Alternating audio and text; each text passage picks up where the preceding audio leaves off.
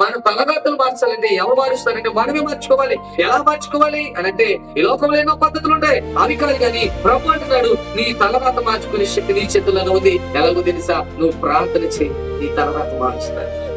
ఇప్పుడు ఎబ్బేదు తలరాతను చూసుకుంటే, ఎబ్బేదు తన జీవితంలో అవమానించబడుతున్నాడు, దుఃఖంతో ఉన్నాడు, గేలి చేయబడుతూ ఉన్నాడు, అపహేళన గురైపోతూ ఉన్నాడు. అయ్యా నా బ్రతుకేంటి, నా స్థితి ఏంటి, నేను ఎవరి కోసం బ్రతకాలి, నేను దేని కోసం బ్రతకాలి, నా ప్రాణం తీసుకుంటే అయిపోదా అనే ఆలోచన విడిచిపెట్టి నా లైఫ్ ని, నా తలరాతని నేనే మార్చుకోవాలని చెప్పి ప్రార్థన చేయడం అలవాటుగా చేసుకున్నాడు. దేవునితో మాట్లాడడం అలవాటు చేసుకున్నాడు. మనుషులు మాట్లాడకపోయినా నాకు పర్వాలేదు కానీ నేను దేవునితో మాట్లాడాలని అలవాటు చేసుకున్నాడు.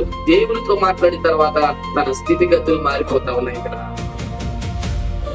ఇప్పుడు ఎవరు మార్చుకున్నారు? తలరాతని అతనే మార్చుకున్నాడు. నువ్వు ఎంత కష్టంలో ఉన్నా, నువ్వు ఎన్ని శ్రమలో ఉన్నా, ఎన్ని ప్రాబ్లమ్స్ లో ఉన్నా, ఎన్ని బాధలు ఉన్నా, ఆ యొక్క ప్రాబ్లమ్స్ తట్టుకునే శక్తి నీకు కావాలంటే ప్రార్థన ద్వారా వస్తుంది. ప్రార్థన అంత పరిస్థితి